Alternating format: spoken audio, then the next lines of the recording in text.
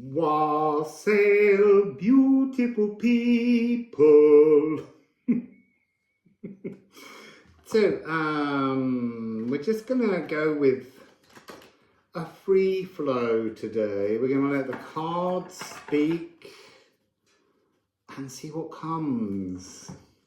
There's lots of other things I have to go back to, but I just feeling very liberated as opposed to Liberace. I'm not feeling very Liberace. So, liberation, maybe that's the theme, I don't know. So beautiful, you see how I'm getting this energy. That was you as well, Amin. It's like, am I doing all the readings for you at the moment?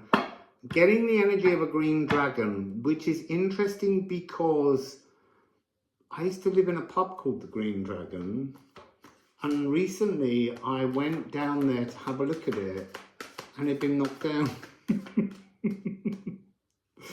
So, dragons, Nithogir. Nithogir is here. Not Poander, Nithogir. Oh my goodness. Oh my goodness. Dragons, what are dragons? Dragons are, they're the divine power of secret wisdom. So this is 912.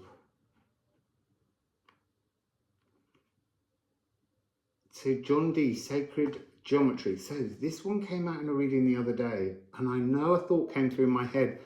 And as I started to describe him being Queen Elizabeth I wizard, I forgot to mention the key energy that came through that needed that at the beginning. So John D, Queen Elizabeth I wizard.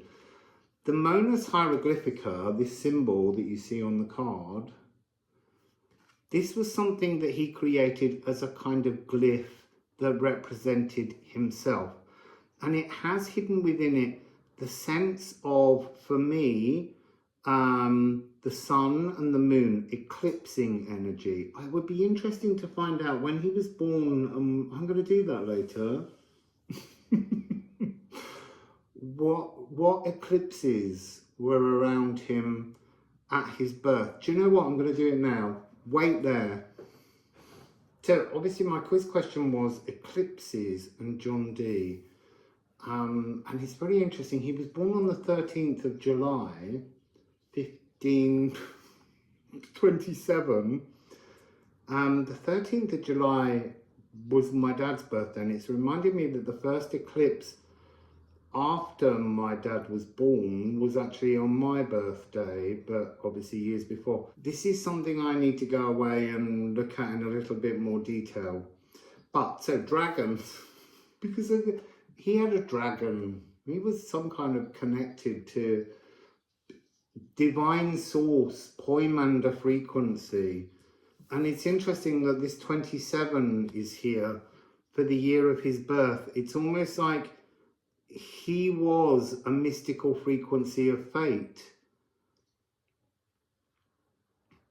and a cosmic teacher. But that was because I feel like he was born dragon. I don't know how to explain that or what that means. These are my favourite readings. I've got no idea where we're going, what's going on, why. So dragons, what do you want to say? You brought up John D. Oh, I think that was mooning off Eucus. Oh no, off Eucus. Yeah, look, 13 frequency. He was, look, so he was struck down into, there's something about his conception. That's what they're asking me to explore when he was conceived, because I need to know between which two eclipse tunnels the Saros series numbers, because remember eclipse tunnels repeat every 18 years, 11 months and 18 days, something like that. It's all off the top of my head. Like he was the archetype of Asclepius, the snake bearer, and during the age of Asclepius, everything lived. There was a resurrection energy. We're moving into a time of resurrection. I mean, almost like living backwards is what I want to say. The cosmic serpent, the mystical resurrection, a harmonic modulation, a quantum retuning. Oh, we've got Ophiuchus twice. What's wrong with me? This is divine galactic dragon energy with secret wisdom, but it's focusing my mind to get me into the right space on John D, but they're saying he's not relevant. So it's a whole series of things to remind me to look at the Saros series, because they are numbered and they repeat, as I said, every 18 years ish. So let's just move from thank you dragons. What can you share with us right now? What can you share with us that will make a difference to our philosophical approach to this gateway? So here we have water and moon in Aquarius. This is the emotional sluice gates. This is the love. Oh, you see, I was going to say from within the Akashic. Yes, it's in the Akashic, but that's merely a reflection of the higher, fuller Ophalagu Akashic. You see, they want to say ensemble because they're showing me. I can see a choir of golden dragons singing love, and we are all one of those golden dragons. So that's got a slight correction, because that's to do with the golden version of it is the earthbound Akashic oceans here on Earth and between here and the sun. But I'm being shown being shown heliocentric version of the solar system, and how we are captured within a whole series of ever-growing, ever-expanding planetary and asteroid bodies spinning around, and that miniatureness of us and the moon rolling around as it travels throughout the solar system, the alignments of how planets move. Okay, there's a load of secret wisdom that we don't get yet. That's the point. There's a new doorway to this. It's a precipitous outpouring of love as knowledge. Okay, so I am unique and I am flowing. I am flowing uniquely. I'm reading it the wrong way around. I am flowing uniquely. So look to the east. So the east is meaning where the sun rises. Look to the new. Do not look at the sunset. Stop. Well, don't look at what goes down in your life. Look at what's rising in your life, because that's the energy here. We've got double Ophiuchus and we've got Monas Hieroglyphica. That's such a profound energy of wizardry that's coming through. So this energy of loving, allowing space for all. Focus on yourself and you give other people space to be themselves. That's coming through. Appreciate the absence of nonsense. There's stories, there's quantum magic that is beginning to shimmer and flow within the bloodstream. That's fascinating. Cold and wet, which is the Aristotelian philosophy on what water is. Water is cold and wet. And they're showing me the Bay of Mexico. The Bay of Mexico, not the Bay of America, the Bay of Mexico. Well, because it was the Bay of Mexico when I was there. They're showing me that, where the waters are warm. The waters can be what you want. This is a fixed philosophy that needs transforming. Everything is transforming around us. So blunt, dense and mobile. So you almost want to look at those. If it's not blunt, it's sharp. So this new incoming energy is much sharper. It's less of that dulled energy. dense is light. We are dense, we're becoming lighter. And then mobile, we're becoming static. It's like firming up, becoming healthier.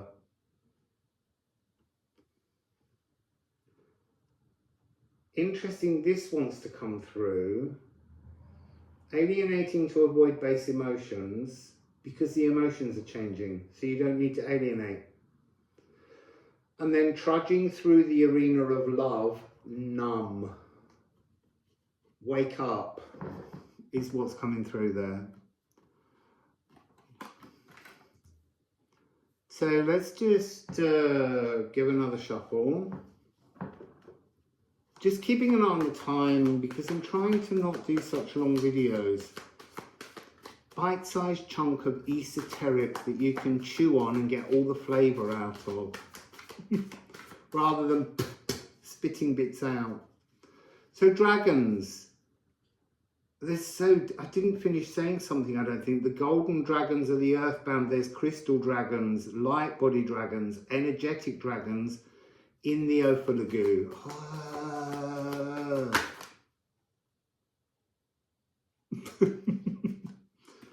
Chariclo.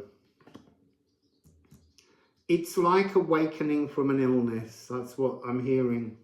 We are awakening from an illness. What was the illness? Life before today. So this is shape-shifting. We are shape-shifting.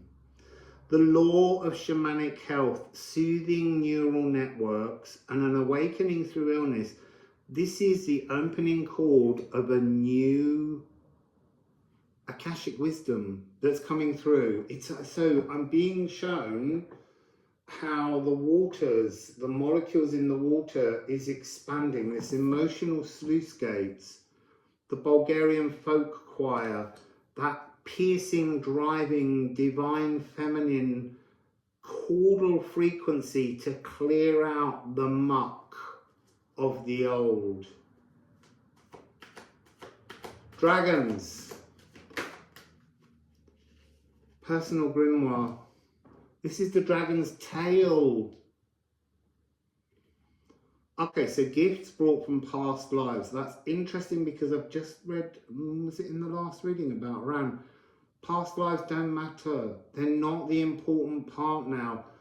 This is your past galactic lives.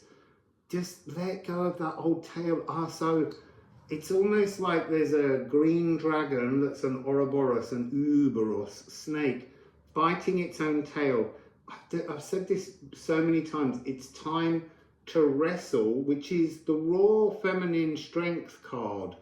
It's time to break the bond of your current earth dragon, the Jormungandr, the earth serpent, that's holding you fast in the distortions of the past. Open it, let it swim away, and let this Ophiuchus galactic truth come down. And I'm seeing, it's really fascinating. It's like it's all the wrong way around. And the swallows this morning, he kept singing, the swallow, and she was flying around, and the energy she was saying was, stop showing off to me, stop, chirping like I'm excited. Show me you can build a nest. Show me you can be what I need in a partner. So, all of you out there, show me what you can be, what I need in a partner. Oi! We're going to end this one here. Look who's here. Poander. This is the ultimate dragon, Aqua Regia. It's time to corrode everything down. It's time to transform everything. Poander, just so that we all understand, because yeah, I know who it is, but I need to explain more. Poander came to, no, let's go another way around. Do you all know Hermes Trismegistus? He was the guy who was thrice great, and he wrote the Emerald Tablets that we speak about. That could possibly be the tarot, though the version of how, this is interesting because that's been going through my mind today, and I was like, how do you broach that subject? We read the tarot incorrectly because the truth behind the tarot is hidden within the life and the understanding of the ancient Hathor priests in Egypt, and they were gifted to a group of the Egyptians who left and carried and brought into our world, but they had to hide the truth of the messages within them. Like when I met Poander up the mountain in Romania, and just thought, what's the point in life now? Let's just give up. So this energy, when I sat in the chord of cosmic love, and it was incredible, it went on for 3 days, but it showed me that things like, it just showed me one card, the Hanged Man.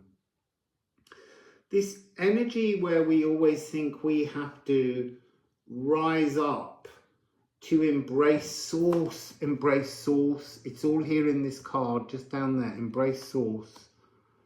We're doing it wrong. We are a fragment of source. Source reaches down to the physical through the veil.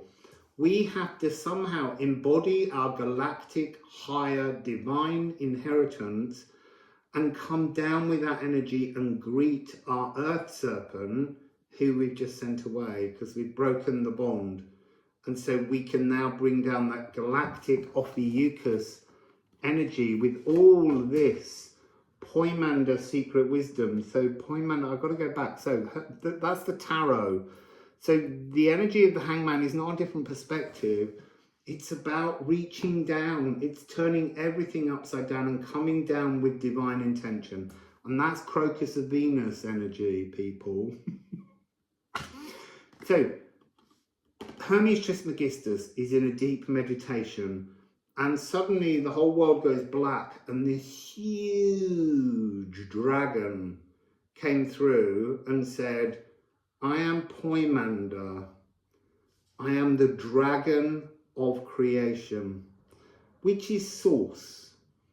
But source has to embody some kind of energy, because you can't come through to anyone in physical existence in your wholeness. So it has to come through as a fragment. So you can look online for Poander, the story, and it will tell you all that Poander said to Hermes Trismegistus in this meditation. But on the back of the card, this is the only card where on the back, it's the same thing on both sides, because the shadows and the light are all source. They're all God. And we need to understand that. It's to go from polyphony, which is what all of the other cards are showing us, all the different aspects, the fragments of source in separation, so that we can weave and transform and place them together in a new jigsaw. So this is the mind, because the universe is mental, ultimately. The emotions are part of the physical world. So the dragon of, there's one emotion in Poander, and that is love. Love is everything. A precipitous outpouring of love. See, it's so beautiful. These cards are so magical. And I want to say that that's also because you need to beware with decks that have been created using AI, because they will lack the magical, mystical content that we as embodied divinity can bring. So this is the dragon of creation. It's source, the mason of the multiverse. It made everything. The establisher of every known law, L-A-W, and law, L-O-R-E. So law is divine law, divine. It's not rules because it's fluid. But law, L-A-W, is what humans create. But we are divine. So this is our human fallible interpretation of what we believe the cosmos and life should be. But there's something bigger and grander that is L-O-R-E. There's a video I did in Greenwich, maybe about a year ago. February maybe last year, the difference between law and law. You can go and look for that, and I'm not going to put the link in. I'm not going to make it easy for you. trawl back and be inspired to look at some of the videos, because I'm being informed that all my content has secrets for you when you're ready for them. So this is the ineffable and unknowable universal oneness. Now there's something about that that's to do with an enlightened epiphany, where you reach out and you become enlightened. You can't do that in human form. We can't hold that oneness, but we can cling to the concept. And that's the important part. This seeking of an absolute oneness perfection, from polyphony to unison, is only doable in higher dimensional realities. That's interesting. I think that will be a great comfort to me. So I'm not gonna, just curious, Cancer ancestral dwellings. And that's the past, where our DNA codes were instructed. They're transforming. Bottom of this deck, waterfall, the mystical healing. So the noxious hurt is nomadic, that we all feel. It's nomadic and will walk away when we decide to let it, because we cling to things. And then it says, as sure as the waters, where the rocks or rise through the trees, create the clouds, or dance throughout blood as sacred songs, samba, with the cascading joy of waters, ceaseless laughter. It's time to refrain from pain. So, Poander, the dragon's tail. This is the dragon's blood. And we have Asclepius, which is, it's a dragon, although it's a snake. It's a dragon too. This is so powerful a message. And it's full, deeply full of wisdom. To become certified, which is a play on words. To become certified is to become clear, but also to sort of admit to a madness. And then to be learned and sensible. That knowledge, which was always yours, it's always been ours, it's always been a God-given right from Poander. Drenched in knowledge you'd never wield. To understand the power of us, the creation of oneness, and it's the creation of the notion of oneness. That's the point that's coming through this message. Unity of the cosmos, to understand that unity and our place in it, but you can't hold all that. Only God can hold all that. And then adhering to the astronomical law of consequences, to know the consequence of how your mind sings through your emotional heart center. That's where the new shamanic health begins, is to understand. You see, for a long time people are like, there's a phrase where people say, it's not what you think, but it's what you say or what you feel. It's when you think, it comes out your heart. So I'm not saying, don't think bad thoughts. Think a bad thought and understand how you can transform it. So it's risen up so that you can take it and transform it into something else. And don't apologize for them. There's a sense of the core magic within the oneness of everything. Each of us is an aspect of Poander. So that's a beautiful reading. Wow. I mean, really profound energy. I got out the right side of bed today. So, Wassail, beautiful people.